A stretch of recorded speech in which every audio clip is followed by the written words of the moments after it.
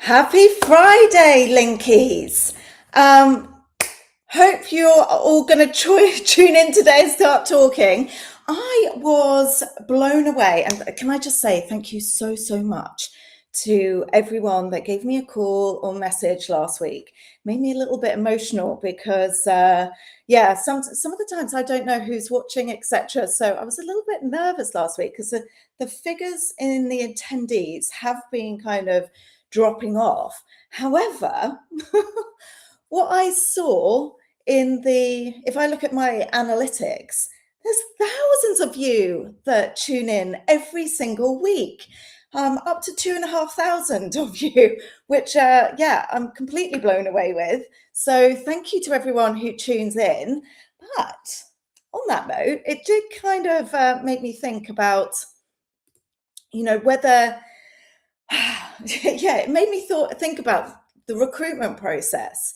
We can get thousands of people applying to the same job, but only a very small percentage ever kind of stand out because they haven't got the right imagery, or they haven't told the story in their portfolio.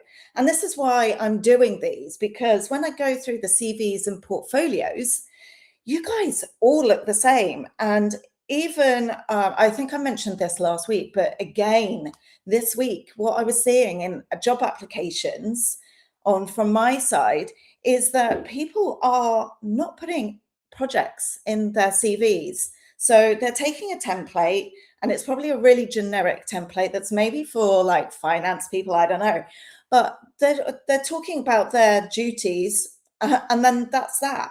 There's nothing about the projects that they're working on. We as recruiters really need to understand, so do the hiring managers, the talent acquisition, the internal teams.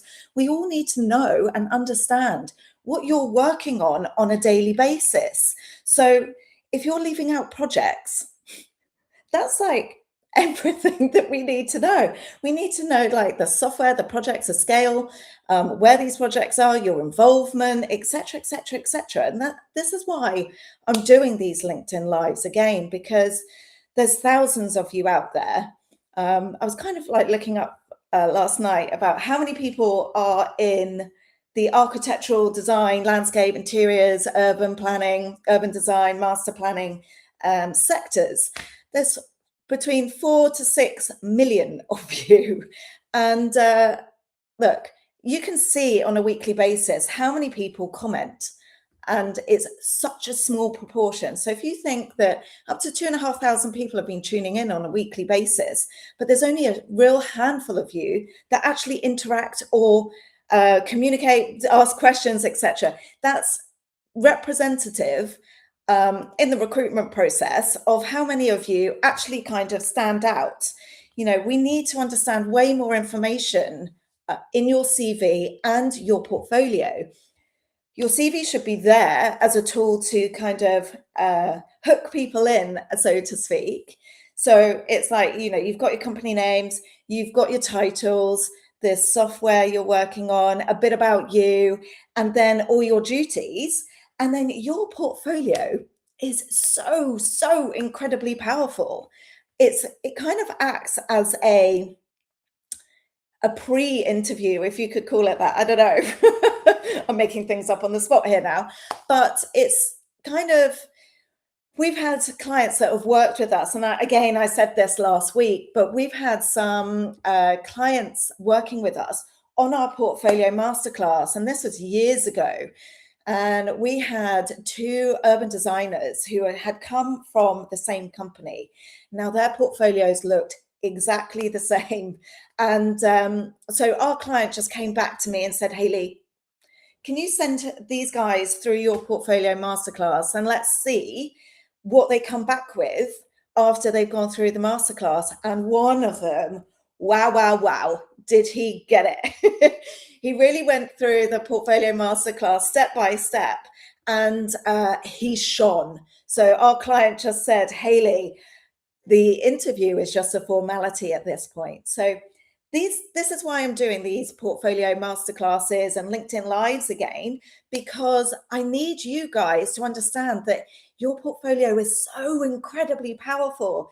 Start sharing these lives with your team and colleagues and people afar, because there's so many people that get to the job search process, they're panicking, and it's not the best time to put your portfolio together.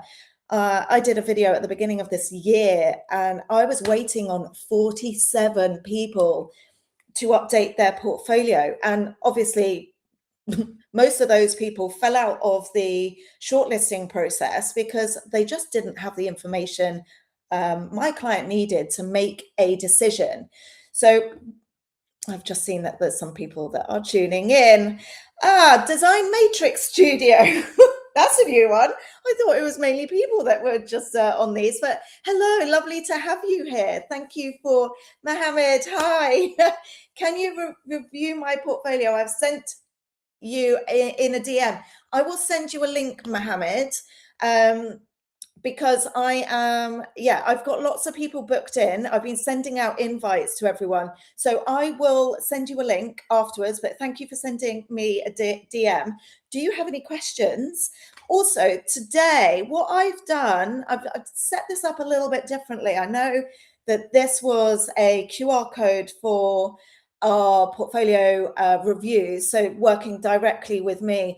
But what I've done is I've changed it to register at AE Recruitment, because what I've done is set up a funnel so you guys can really understand every single stage of the hiring process. So your CV, your LinkedIn, your portfolio, job search, personal brand, all needs to come together.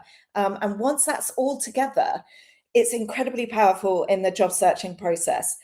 Hiring managers look and see that you understand about personal brand. And I've said this a million times, but you should treat yourself as a business of one. So I'm not talking about copying what a company does. I'm talking about how you feel about your career, where you want to head in your career. And it's really, I think people do put a lot of emphasis in going, I'm a passionate architect, in their career summary, in their CV.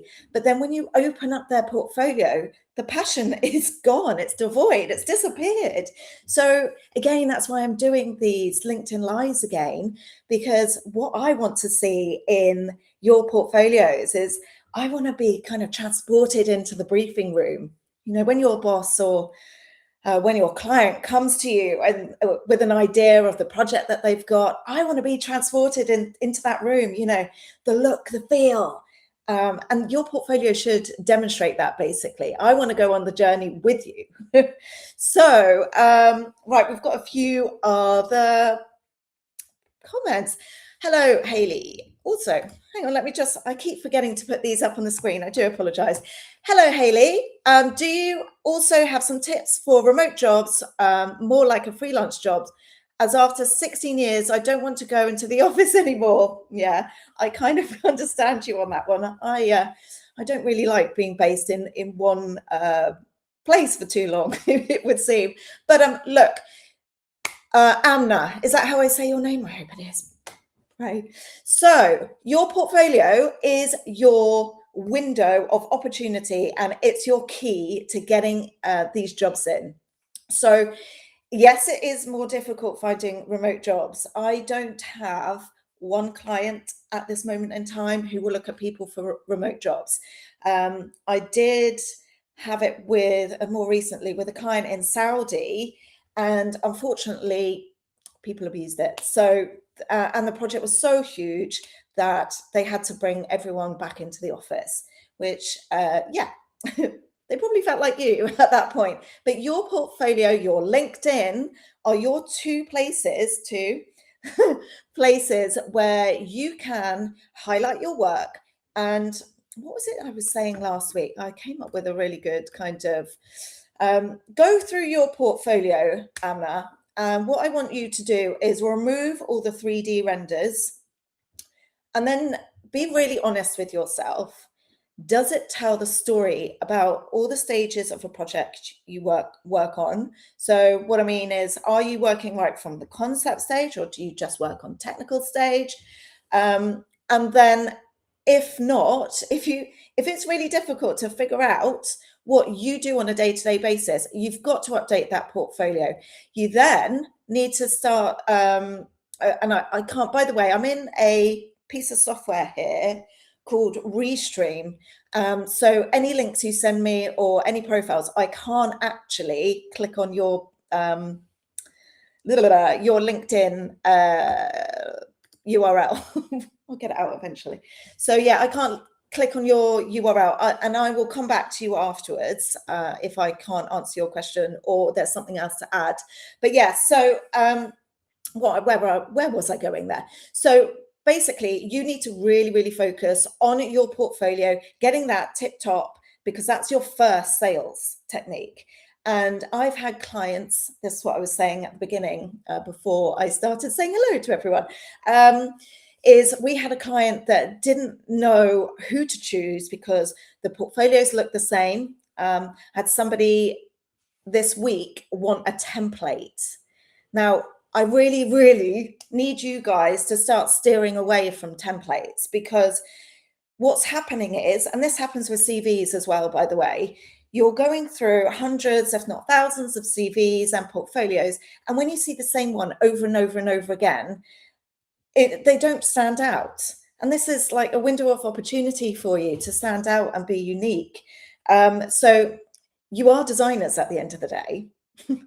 Embrace that and be original, unique, and start creating your own template. But I want to go on a journey with you. I want to figure out, what did the clients say originally? How did you put those kind of thoughts onto paper and take the client on that journey with you to the end result? So first off, Amna, it's your portfolio that needs to be updated. Take the client on a journey. And I'll go back to what I was saying just a second ago, is when your portfolio, these two guys had the same portfolio, they went and did our portfolio masterclass, and one of them came back with an outstanding portfolio, and the client came back to us and said, Hayley, he is so good that the interview is just a formality. So that's what you want that's the aim of the game here. You want to create a buzz around your portfolio, and you've got to go all out. You've got to take the clients on a journey in your portfolio. I want to know the stages. I want to know the brief. I want to know, what the outcome was. I want to go on a stage by stage process with you. And sure, if you've only just worked on, say, the technical side, I want to see the level of technical capabilities you have. So again, it's all about convincing the hiring manager of your expertise, of your skills, and the level that you're at. It's just being transparent. You're trying to build trust with your applications, and in a very short window, yes, agreed. But your LinkedIn as well is another area where all of you guys can improve on. The amount of LinkedIn profiles I go on to that literally just have a company name, a title, dates. They then only kind of, at best, repost other people's posts, and you don't really get a feel for who they are. You have no idea. And what you kind of tend to find with applications, people talk themselves out of interviews because the CV will say one thing, the portfolio will have 3D renders. So are you just a 3D visualizer? And then the LinkedIn says another story again. So there's no consistency, and we're really looking for consistency here. Consistency in your learning, like throughout the years as well. We want to see progress. We want to understand your understanding of branding, colors, fonts, spaces. You guys are creating amazing projects. And I was looking at the figures, and even in a residential home, in a property's 10-year lifespan, up to like 600 people will walk through those doors. And then when you're looking at massive kind of, what was that? I think it's the Forbidden City in China, is the most visited place on this planet. and it's millions of people that go there.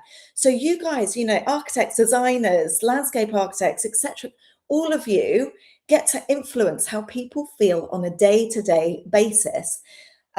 You're certainly aware of it. When I'm doing coaching sessions, you're obviously aware of how people move through spaces, how people feel, the colors, the lighting, everything culminates to uh, bring a space together in how you feel in that space. So why aren't you utilizing your inherent skills to put that into your portfolio so that we get that feel as well? I think, AI is great and everything, and templates give you an idea. We have templates on our website. So again, if you want to register on there, on our website, you will get some emails taking you through a journey of just a few insights on each stage of personal brand, CV, LinkedIn, job search, portfolio, so that it gives you insights into changing that way of thinking, because you have a plethora of touch points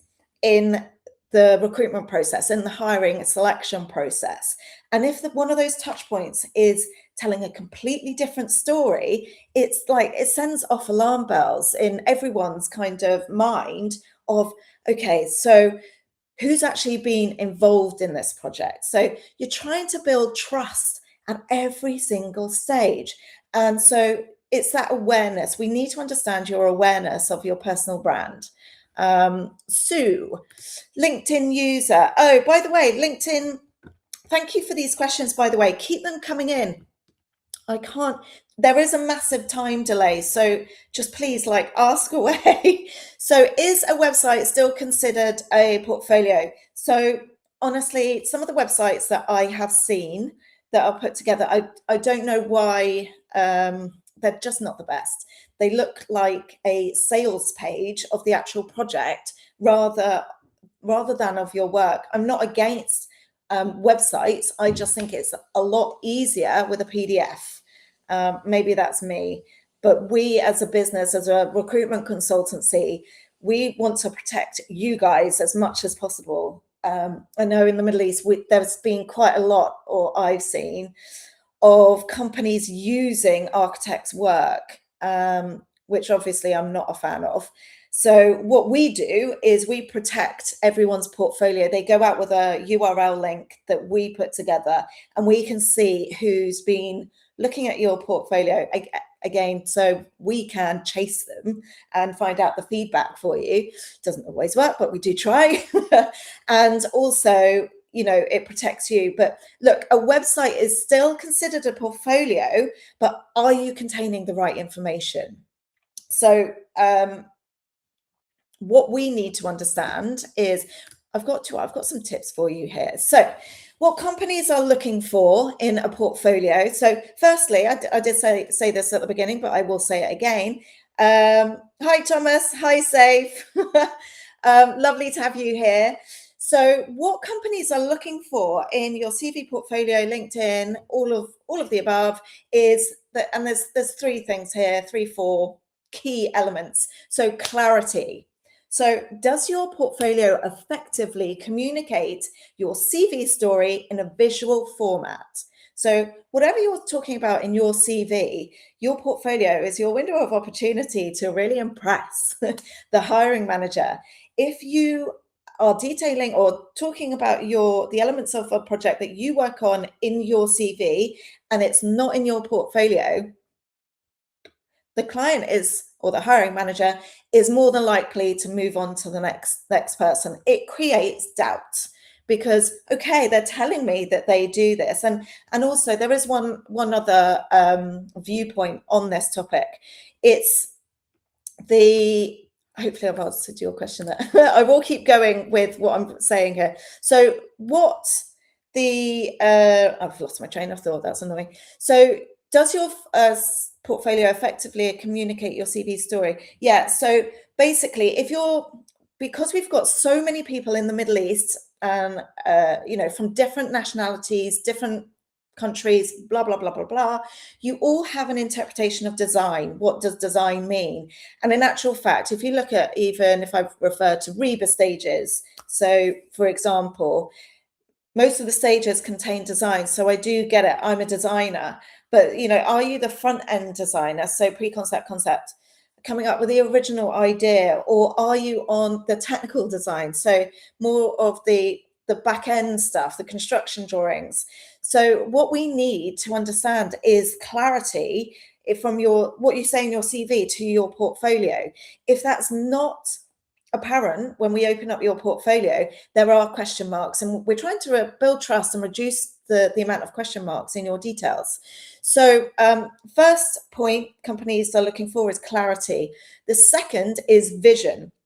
So beautiful ideas that also address the brief. I will keep coming back to the brief because I do want to be transported into that briefing room with you guys. I want to know what the client said. I want to know how you guys as a team, how you work as a team, how you come up with ideas, where do you get your inspiration from? Like, there's inspiration everywhere, but where does that come from? I think portfolios for me are just a bunch of, as a general rule, just a bunch of 3D renders shoved together. There's no understanding of what you did or what somebody else did. Did you work on any other stages? And that is the trap that most people fall into. And even, businesses do it as well. Like, I don't know if any of you guys know Nikita Morel. She's Aussie, and I'm hopefully going to get her on one of these lives one week. But she is bringing to light about companies' websites and the fact that they don't sell themselves. So this is an industry issue. She's got similar kind of message to me. Like, you guys need to just be really honest about, what your vision is. How give the viewer, the reader, either the hiring manager, the client, whoever it is, a walkthrough of your vision. We want to understand all the glossy stuff and all the inspirational stuff. Where do you get these like far out ideas from? So address the brief, the context, and the buildability. No good having ideas if they're not buildable. Thirdly, what companies are looking for is process.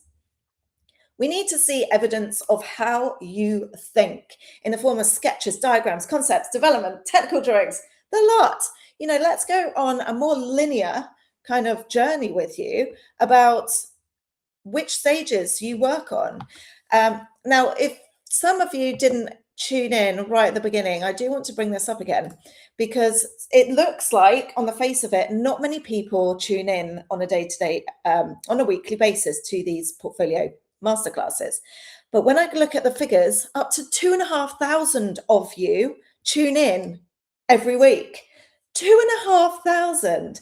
And that I just chuckled to myself, because I thought, yeah, when I'm going through hundreds or thousands of applications, this is exactly what I see. There's not many people that stand out, they're different, embrace their very design skills, and put everything in their portfolio that they do.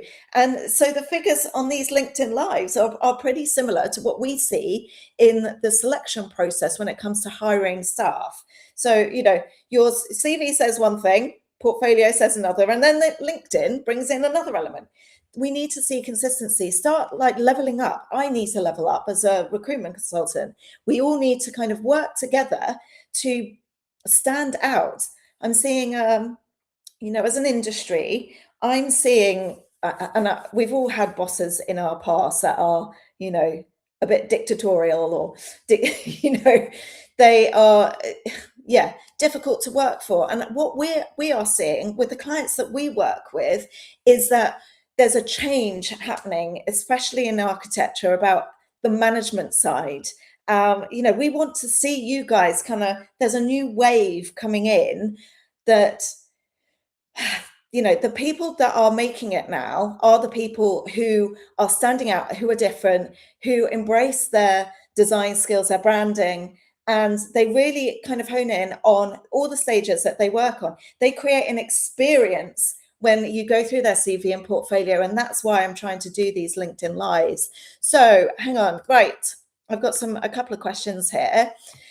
Anna, I usually do the full project from concept to working drawings. 3D renderings are just part of that. Excellent. Moreover, right now I am using my Upwork profile as a portfolio.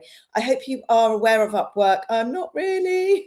I might have to look that up afterwards and come back to you. Oh, Upwork. Is it like Fiverr, that kind of space, as a freelance marketplace? Okay, so is this, were you saying earlier, is a website? No. So, I mean, that's great and everything, but you just take people on a journey. I personally love PDFs because it hones people in. I don't know about you, but I always have a load of tabs. If you look at my laptop at this moment in time, I've probably got about 20 tabs open. When you open a PDF, you know, it opens wide. And I love the fact that it forces you to create white space. I don't know. Personally speaking, I love PDFs, but that's just me. I've got a lot of recruitment consultant, so I'm probably coming at it from a different perspective. Yes, you know, Upwork is great, Fiverr's great, but you know, again, it's a sales platform. Make sure that you have all of the stages. 3D renders are great to look at for the client, but they still want to understand how you dealt with the clients, how you made them feel, how you took them on a journey. So that's what we need to understand with your portfolios. So again, it really doesn't matter whether you're creating like a Canva link or Upwork, Fiverr, whatever you're doing, but you've got to take people on a journey of that whimsical, inspirational, you know, we as human beings make decisions based on emotion. So utilize that. You guys all know this. This is part of your day-to-day job, you know, colors, fonts, experience. So I want to be transported when it comes to your CVs and portfolios. It's so easy for you guys to stand out because the majority of you are using the same templates. So the minute you're unique, the minute you talk in a human voice, your passion actually comes through, and like you can demonstrate all of the excellent qualities of a great employee throughout your CV and portfolio just by writing it yourself. I know a lot of people, when it comes to the coaching sessions that I've been doing, I'll say, oh, I know that's written by an AI, and you only need to look at LinkedIn feeds to know that people are getting sick of it already. Now, for all the recruitment consultants out there, they'll know this. We see the same template again and again and again, up to 5 times in a row sometimes, you know. And so when you're faced with that, you're not standing out at all. Certainly when I worked on a branding role during COVID. Hi, John. Great to have you here. I worked on a branding role during COVID, and wow, there was a massive difference. And I think because I don't work on branding roles, really, it's architecture, design, master planning, landscape, urban design in the main. So when I was looking at these CVs, it was blatantly obvious who would be selected and who wouldn't, because you'd have a word, you know, like a real standard kind of word CV and portfolio, not a word portfolio, but they were just inconsistencies. Word would look a certain way, the PDF would look a certain way. But then you would get another branding guy who really embraced the very skills that he uses on a day-to-day basis, branding. So, you know, there was an understanding of the fonts, the look, the feel, his own personal brand would just exude everywhere. And so those guys were the ones that were selected. And it's no different in architecture and design. You have to embrace the design skills that you use on a day-to-day basis. As soon as you start doing that, you stand out automatically. It's not hard. It's not difficult. You just need to start walking the walk instead of talking the talk. So, right. Nandini, thank you for your question. What if you're an MSc student and all your masters was about reports? Do you still rely on your bachelor's work, or MSc reports matters while going through the recruitment process? Look, what do you want to be working on when you finished your masters, just because it's in the past doesn't mean to say it's not relevant to the job that you will want or you want to do. You've got to take the hiring manager on a journey about your understanding and your capabilities, what you've learned. Oh, whoopsie, I've just dropped everything. So what you've learned throughout your career so far. So yes, include that work, but you've really got to start steering your career in the direction that you want to go. So what I would advise that you do, Nandini, is sit down and in a quiet space, get some paper, get a pen, and really kind of sketch out what you want to be doing in the years to come. What does your career look like? So what I mean by that is, what kind of projects are you going to be working on? What is the look and feel? You know, do you have a certain style? Go and start like doing loads of research online. Who are your mentors? Who do you look up to? Start looking at their backgrounds and start like looking at how they've developed their careers. You know, if you have I keep getting this every week with people. I want to work for Foster and Partners. So, okay, start researching the people at Foster and Partners, for example. You will see that the guys at Foster and Partners know at least 15 softwares and know it really, really well. So there's a starting point for you. You know, start learning those softwares outside of work, or, you know, start speaking to your boss. I want to do this. I want to do that. Start kind of thinking about your end goal of where you want to go. So, you know, hang on, I've got, you've just said, think about where you want to go. So follow up to what you've just said. Bachelor's is about architecture, design, and master's is health, well-being, and sustainable buildings. But I want to target boutique architects. So yeah, I mean, I don't know what sector you mean by boutique architects, but you know, you need to start building out.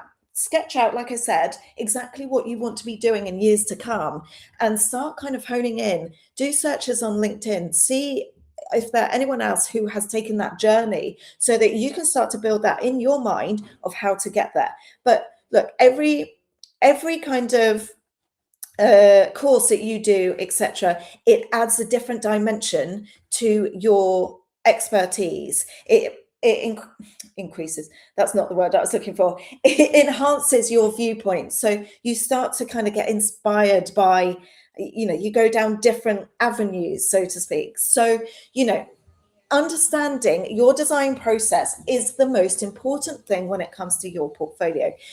Hiring managers tend to kind of look for people that have taken a similar journey to them, because they understand. So, you know, go and have a look at people on LinkedIn who have done that journey themselves, so that you can get inspired. And maybe there's softwares that you need to learn. Maybe there's kind of exposure that you need, but start to get those insights so that you have a direct path in your career, and that you can build upon. You have a plan. I think there's so many people in architecture. Oh, yes, my target. You're targeting Foster and Partners. I get it every week. So, you know, start researching them. They know at least 15 softwares. And when I see some of the, you know, the guys that have sent me their CVs and portfolios, they utilize those softwares in their portfolio. You know, they really do understand branding. I mean, look, go on these company websites like UN Studio, like OMA, like Foster and Partners, you know, whatever big name you want to work for, and really kind of get into what they are showing of their company brand. It's all about, it is about their brand, the colors, the fonts, the white space that they use. They take you on an easy breezy journey. So, you know, when we look at portfolios and all the information is crammed into a few pages, it's not a nice experience. It just feels like, I just put that there. And when you start zooming in on these images, they're pixelated. So what was the point? You know, it's not an enjoyable document to go through. You're kind of like, oh, did they work on that? Did they work on that? Is it just 3D renders that they're working on? I have no idea. So utilize white space. And like, I think even Foster and Partners have a couple of, like, if you go through some of their projects, they have like their design intent, the brief, etc.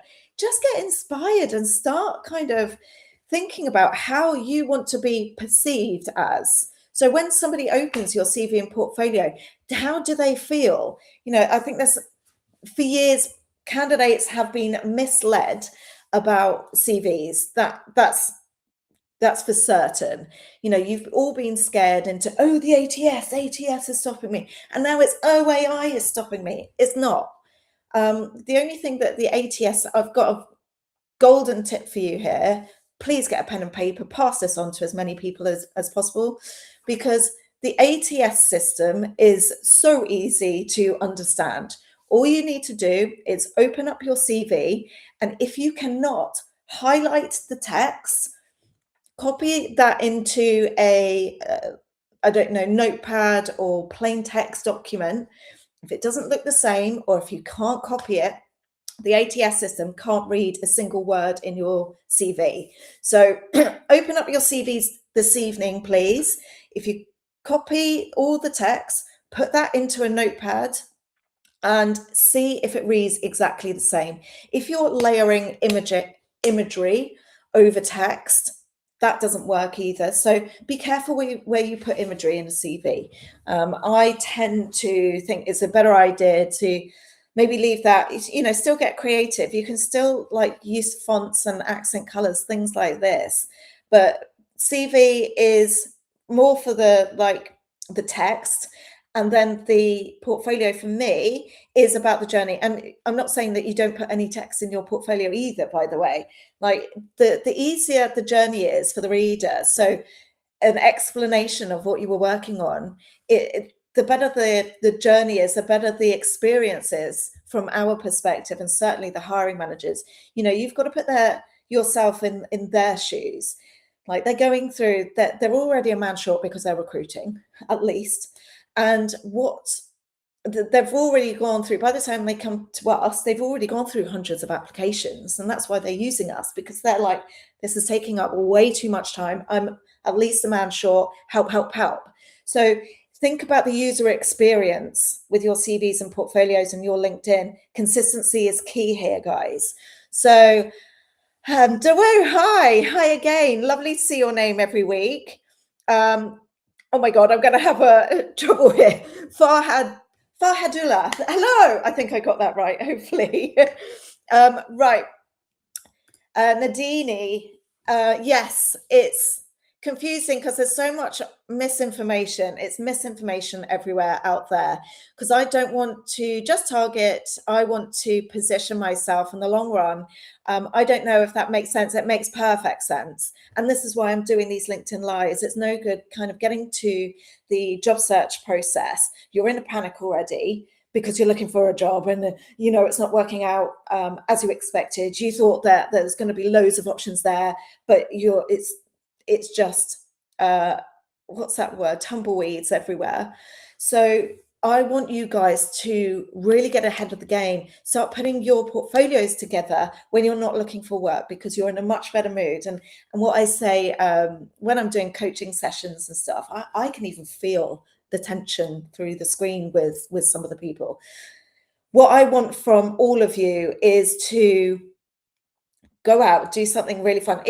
Or watch something really funny on TV. You know, get yourself into that real high vibe before you start putting together your portfolio, and get inspired. Like, what inspires you on a daily basis? What do you like bounce out of bed for? Like, I want you to start kind of looking at the long game, because I can't have the situation where I'm going through like a list of candidates and I'm struggling to find someone who has got the CV and portfolio aligned. 99.9% of the time, they are not aligned. The CV says one story and the portfolio says another. So you're already raising question marks.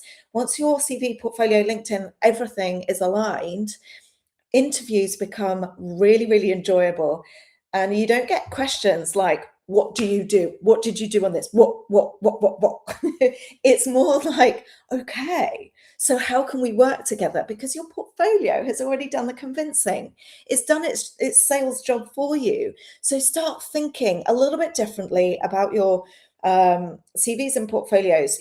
Don't rush to the finish line. I think most of you go, yeah, I need a CV template. I need a portfolio template. Blah, blah, blah, blah, blah. There, it's done. Take your time. It's not a quick fix process. I've got a platinum subscriber with me at the moment. So AE platinum subscribers, by the way, if you want more advice, register on our website, because you will get a string of emails with all the 5 elements of your job search. So CV, job search, personal brand, portfolio, and what was the other one? There was another one. CV. Oh, LinkedIn. Of course.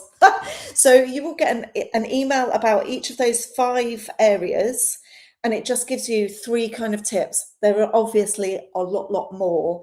Hence why we've got our masterclasses on our website. So if any of you want to message me about that, please do. But there's so many touch points when it comes to your job search. And once you've got all those touch points in alignment, things are just easier. I mean, some of the people that I was coaching during COVID, I've seen their careers catapult because they're really at ease with getting themselves out there now. They've seen the benefits of everything being in alignment. And, they don't need to come back to me anymore. It's done. It's dusted. They get it. They've got their path. They know where they're going. They know how to present themselves. They know what the hiring manager needs to see. And even if you kind of look at some of these websites, company websites, I said earlier, like Nikita Morel, who's a web designer in Australia, she's absolutely amazing. And she sees exactly what I see. You guys just don't sell yourself. You don't do yourself any favors when it comes to presenting your work. It's you're hiding behind a company name. You're hiding behind projects that you've worked on, and you're not telling anyone what you've done. And even so, years ago, like 27 years ago, when I first started out in recruitment, it was pretty much guaranteed if you had a great company name on your CV, so easy to place them. But these days, it's not. When I started my career, I faxed CVs, would you believe? Like, I can't even believe I'm saying that out loud. But yeah, I used to fax CVs at the beginning of my career. So when we had a great company name on a CV, it was super easy. We didn't even have portfolios back then. But in the event of the internet and information is far easier out there these days, far more easily accessible these days. It's about the people who really kind of level up. They stand out because they're doing something different. If you're all kind of hiding behind these CV templates and portfolio templates, and I hate the don't know his name. I'm not going to say his name, but there's a guy on LinkedIn who gives you guys templates for emails and stuff. Hi, my name is. I know what your name is because it says it. I don't want to see templates. If you're all doing templates, you're not standing out. Do you get me? I hope you're picking up what I'm putting down here, guys, because if you all look the same, how is someone supposed to choose who to hire? It's just a sea of robots. You all look the same. And AI is no different. There's telltale signs, and it just reeks of AI. It's not your personality. How do I put this? Okay. So when I'll get hundreds and hundreds, if not thousands of emails a week. And if somebody addresses me by my name, yeah, great. But if they start saying my name is, or I see that long telltale sign dash from AI, it's like, guaranteed I've definitely seen that email before. So automatically they don't stand out. It's the ones who have personality. Maybe they crack a joke, or they're just normal. They just talk as a normal human being. That's how simple it is to stand out these days. just be yourself. We all kind of gravitate to people that are similar to us, right? Maybe we see a quality in someone that we really admire, so we gravitate towards and we like what they hear. So, we make decisions based on emotions. So use your human qualities to get seen by people that you want to work for. So, like what I find when it comes to recruitment, we don't just look at CVs and portfolios and go, okay, it's in alignment, so they are good. It's got, there's so many different aspects other than that. We look at the personality fit, and there can be some people that I've worked with that I'm just like, okay, they don't have great company names on their CV. They haven't, I don't know the names, but they've gone over and above in their CV and portfolio. And it's clear for everyone to see that they're super passionate about architecture. And so they've already won it. They've won you over because they've really put in time and effort to be unique, and they've embraced who they are as a designer. They've embraced the projects that they've worked on. They can't wait to tell you the stages of the projects that they've worked on it. And it's really clear and obvious for everyone to see when they open up their CV and portfolio that they are really proud to work in this industry. Oh, making myself a bit emotional there. Right, quick, move on. Fifth one. I have no idea what that means, Dawoom. Thank you, Hayley. You are very welcome, Nadini. I shall spare some time for another. Oh, wait, I've got to have a look at this. I couldn't see it all. Thank you so much, Hayley. Lovely to connect with you. You too. I think I shall spare time for other curious minds. Please do. Like, you can get inspiration in really funny places sometimes. I get inspiration on my colleague calls them the magical walks I do in the morning. I could be listening to a podcast or whatever, and ideas just kind of flood in. You want to get yourself in that zone. Have a great day, you too. Please keep in touch. I will do. You too. So, Dawu, I don't know what you mean by the fifth one, but if you could explain, that would be great. So just so you know, I'm going to be carrying on for another 10 minutes or so. If you've got other questions, somebody's just going, please do register on our website. It's free. And then you get 5 tidbits of information on every element of your job search, and just 3 for each element. There's obviously loads more, but hopefully that will start triggering this inspiration in your mind. Start getting yourself out there. Right, LinkedIn user. By the way, fun tip. If you are coming up as LinkedIn user, go and change your settings, because none of us can see that you're looking at our profiles. I will only find out who you are after I go back through Restream. So go and have a look at your settings in LinkedIn, because I think sometimes, especially in architecture and design, you're quite insular and subservient sometimes. So, I think you get scared about who's if we can see your profile or not. Get yourself out there. We need to see you. It's really easy to stand out in the architecture and design market because you are all so quiet. Like I said earlier on, there's 2,500 of you that tune into these every week, but look at the comments. There's hardly any of you that actually comment. And that's what it's like in the recruitment process. None of you stand out because you all look the same. You don't put your head above the parapet. So, hello, Mr. I. Hello, LinkedIn user. Hope you're fine. I'm very well, thank you. So I am in the BIM industry. Problem is, when it's BIM involved, it's all classified stuff, meaning I won't get access to the projects I've worked on to work on my portfolio. Are you talking about NDAs here? And I worked on some major projects this summer. Look, I would never, ever, ever, ever advocate putting in projects to your portfolio that are governed by an NDA. However, I have spoken to some of my clients about this. They were involved in putting together our portfolio masterclass as well. So I was like, look, I do have candidates who are just like, right, Hayley, I'm governed by NDAs. Yeah, okay, great. But those NDAs aren't there forever and ever and ever, ever. I think we need to, as an industry, all be a little bit more open and honest that you're never going to stay in one company for the duration of your career. It's extremely, extremely rare these days. I know I've had AE Recruitment for 18 years, but that is like unheard of in other sectors, you know? So I think we need to be a little bit more honest, like, look, I want to be proud of my projects. I want them in my portfolio. Go and speak to your old bosses, etc., and just say, look, I really need to get ahead in my career.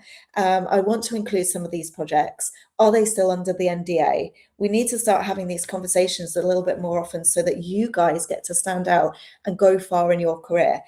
If not, if you're still having issues with that, then you are all in the design industry, guys, and this is a great use of AI. Probably one of the few when it comes to putting together your CV and portfolio. But what I want you to do is get your AI to put together a brief for you, put together those drawings, and then add them to your portfolio. Do you understand how you will understand, how you will stand out in the hiring process if you go, hey, this is a project that my AI put together. My work's all governed by NDAs. Maybe I can share it with you in the interview stage, but this is what I've put together for you. You know, that shows so many skills that hiring managers are looking for, and utilize that. Utilize AI to benefit you for your future career. So hopefully I answered that one. Oh, hang on. Yes. I always learn some new things, don't we? Yeah. There's lots to learn. I have to say, this is why I spent years putting together the Portfolio Masterclass, the AE Masterclass, the AE Platinum. AE Platinum, by the way, you guys get access to me 24/7. It's a monthly subscription, and yeah, it's once you're set up with every single element of your job search, it's really easy to tailor in later years. My issue with kind of candidates that apply online, etc., is the bulk of them are not prepared whatsoever. I go through their CV, that tells one story. I go through their portfolio, and that tells another story. Then I go onto LinkedIn, and whoa, you think that LinkedIn is probably more the honest version because we all know that your boss and your colleagues are looking at your LinkedIn profile, right? So we kind of think, right, okay, if there's, say, I don't know, a design architect on LinkedIn, but then actually other way around, people actually do this in their CVs. They call themselves a design architect in their CV, and then you go on to their LinkedIn and it's an architectural draftsman. Question marks, alarm bells. You know, so consistency. We're like, recruitment consultants are like human lie detectors. You know, if there is an inconsistency, it raises questions from our perspective. We are trying to find our clients, so companies, the best fit for their business, you know, build that awesome team so that company comes back to us again and again and again and again to recruit more staff through us. That's how we work. So, you know, if we get a candidate that raises any questions, we're like, oh, you know, we don't want that against our reputation, but also we need you to be really aware of this. It's about trust. You need to build trust when it comes to your CV portfolio, your LinkedIn. And you do that by consistency. So, right, okay. I think I've got a question here. Yee. Doo-woo! Lovely to have you here week on week. I really appreciate the support. Thank you so much. Haley, I made portfolio. I have almost 12 projects, commercial, health and residential project in my portfolio. So how can I share with you? Also, I modified more. It is very good effort of you with any LinkedIn. Right, okay, so create what I advise to everyone, make your portfolio and whatever software you're using, you will be able to create a URL link. It makes it easier to send out. I think there's another recruiter out there who's giving really, really bad advice at the moment, to only put 5 projects in your portfolio. I don't want to know that. I want to see that raises questions for me. And I know it raises questions with the likes of the tier one companies that we recruit for. They want to see the evolution of who you are as an architect, interior designer, landscape architect, etc. 5 projects isn't necessarily going to be able to do that. Or we've also seen recruiters say maximum 5 megabytes. No, when you get into working with these outstanding international architectural practices, they want to see high quality imagery. You can't put together a portfolio with 5 megabytes.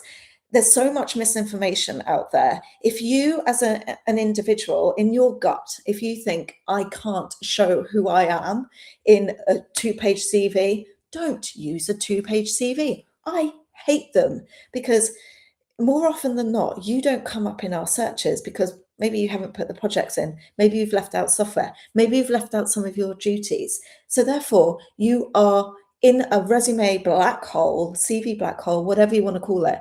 I will never find you in my database. So if you have anyone who is scaring you into shortening your CV, shortening your portfolio, ditch them, get rid of them, because it's bad advice. You're not going to come up in searches. It boils my blood. So, right. So, LinkedIn user. Again, if your name is coming up like this, change your settings and you want to be seen. I don't know who you are. Go into your settings on LinkedIn and make sure that you're visible. Hello, Diet. My name is actually Hayley, by the way. Hayley. I am from Nigeria. How best can position myself to global opportunity with more a decade of experience in large scale projects? So what I would advise is have a look at, really kind of be discerning, be honest with yourself, have a look at the projects that you've worked on. What sector are they in? Who, what location? And then make a list of the companies, maybe they're competitors, or you can look at this from 2 perspectives. Maybe you've got a goal of an architectural practice that you would like to work for. In this case, what I would do is do some research, go through the people that work for them. What computer skills do they have? What do their projects look like? Do they look similar to what you've been working on? So large scale, sure, but there's different kind of quality of architecture, different. What hiring managers are looking for, they're looking to minimize the onboarding time, especially when they come through a recruitment consultant like myself, because they're at least one man short. They don't want to be in a position where they're training and hiring at the same time. That, they're effectively even more men short because their team are having to teach and onboard that new person. So what they're looking for in your CV and portfolio is they want to understand clarity, they want to understand your expertise and at what level. So the more honest you are in your CV and portfolio, the better. And I actually find honesty is the best policy, but the more honest you are, it just reflects really well on you, and it gives a great experience. I think people talk themselves out of jobs at interview stage because they haven't been honest in their CV and portfolio. Maybe they've hidden a bit of expertise. So what we'll have sometimes is people going into interviews and they'll, in their CV and portfolio and the conversation that they've had with us, they're all front end design. And then in the interview, they're talking all about project management. It's not the role that they're recruiting for. So they've talked themselves out of the job. And it happens all the time. You'll find that if you don't get an offer at interview stage, then you really need to go back to your CV and portfolio LinkedIn. You haven't told the right story, and you've created doubt in that hiring manager's mind. You really need to build that trust, and you do that by being honest. But go and research those businesses that you want to work for. Find out what computer software they're using, start learning those, and then really kind of look at the projects, the quality of the projects, and find out competitors as well of your current business.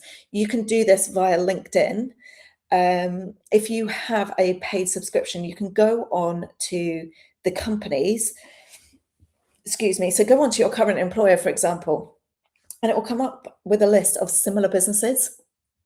That's when you know that you can pretty much go to any one of those businesses because there's commonalities with your existing company. If you want to go further afield, then you need to start like really kind of honing in on a similar kind of personal brand to the company brand, this kind of thing. So, if it's like a Foster and Partners, as we've been talking about earlier on, they're really aware. All of their candidates that work for them they've all got an awareness of personal branding. So really kind of create your brand. What do you want to be known for? Use those colors to articulate qualities that you possess, and fonts, by the way. So you already understand all of this on a day-to-day basis. It's part of your job too. So utilize these skills in your CV and portfolio to demonstrate your level of expertise.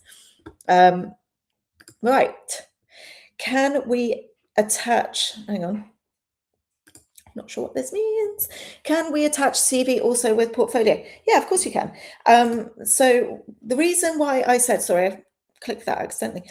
The reason why I said use a URL link, because portfolios can get really, really hefty in size. I mean, I've seen like one portfolio that was a gigabyte. Like, I don't advise sending a gigabyte worth of portfolio. Like, no one's going to go through that amount. But not being constricted in any way, shape, or form, and sending a URL link is an easier way to go about it, because you know that your email is going to land in their inbox. If, for example, we have a limit on the size of the CV that passes through our database. So what we have in our email in Outlook, we have like this unique URL, and when you guys send me an email, or apply to a job on our website, or send to your CV on our website, whatever it is, we have a unique URL that sends your CV through this parser system, so into our database, and it drags out information from your CV and puts it into searchable fields in your records. So we'll have a record unique to you. And if it's over 10 megabytes, it bounces back. Data is expensive these days, and so we cannot, you can imagine, we've got hundreds of thousands of people on our database.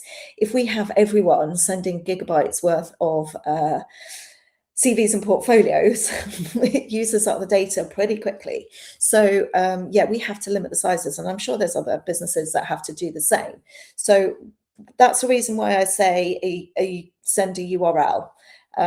Every kind of piece of software these days gives you an option to create a URL, whether it's Word, Adobe, whatever it is. Create a URL with your PDF or whatever and send it as a link. What I don't advise sending as a link is your CV, because it will never pass through that piece of software, like I say.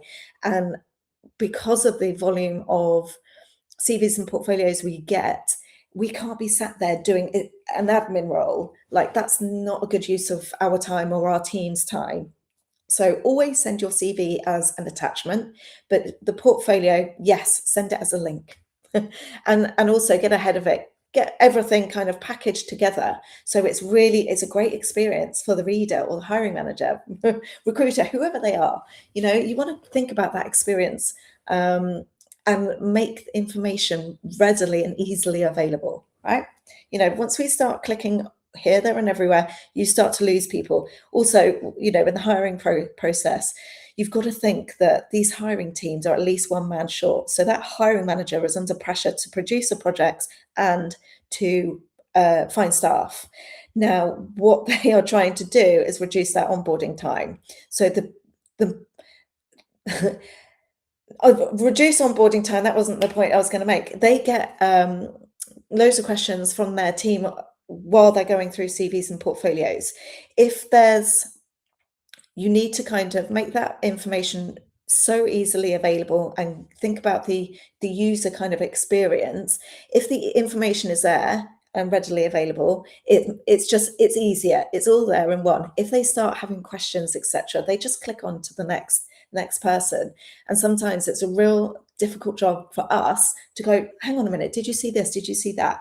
Because if they've been interrupted by one of their staff and they've moved on to the next person. So Sinead, you are very, very welcome. Right, I'm going to have to wrap it up here, but please can you please start coming in with more questions? Like I said at the beginning, up to 2,500 of you are tuning in on these, but when I'm looking at the comments, the interaction, there's hardly any of you. And this is completely reflective of how it is in the recruitment process. You're all kind of voyeurs, like you're all melting into the same pot of and not putting your head above the parapet. You need to start getting, especially this day and age, start getting comfortable with being out there. You work in a visual industry. And one of my friends said a great line, Charmaine, it's the age of the designer. You know, we're forever on our phones. We are forever looking at images.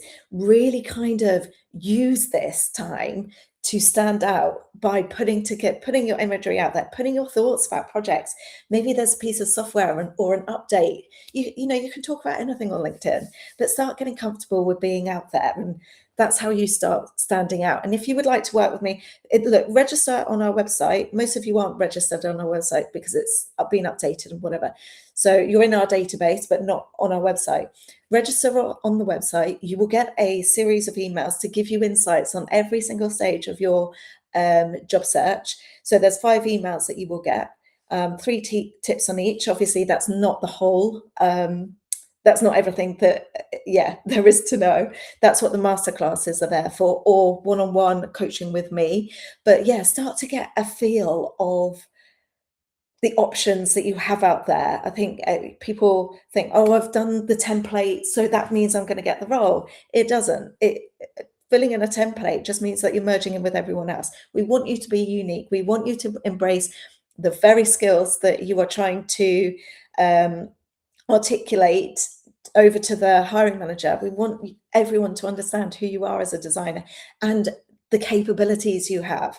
You know, once hiring managers understand where you're at in your career, what you do on a daily basis, it makes it a lot easier for them to go, right, I can vision them working in my office. And that's when an interview becomes not a question of what you do, it's how we can work together. So hopefully I've given you loads of insights this week. Please pass on this LinkedIn Live so that it raises awareness to your team, you know, your friends, etc., the importance of your portfolios. I don't want to be going through 800 people and looking at portfolios that only have 3D renders when you're a design architect or you're a technical architect. It makes it impossible for me to submit your details if your work isn't in there. So please get this message out to as many people as possible. And I can't wait to see you next week. Hope you all have an incredible weekend. Thank you so much to everyone for tuning in. And I can't wait to answer your questions next week. So have a great weekend, guys. See you later. Bye.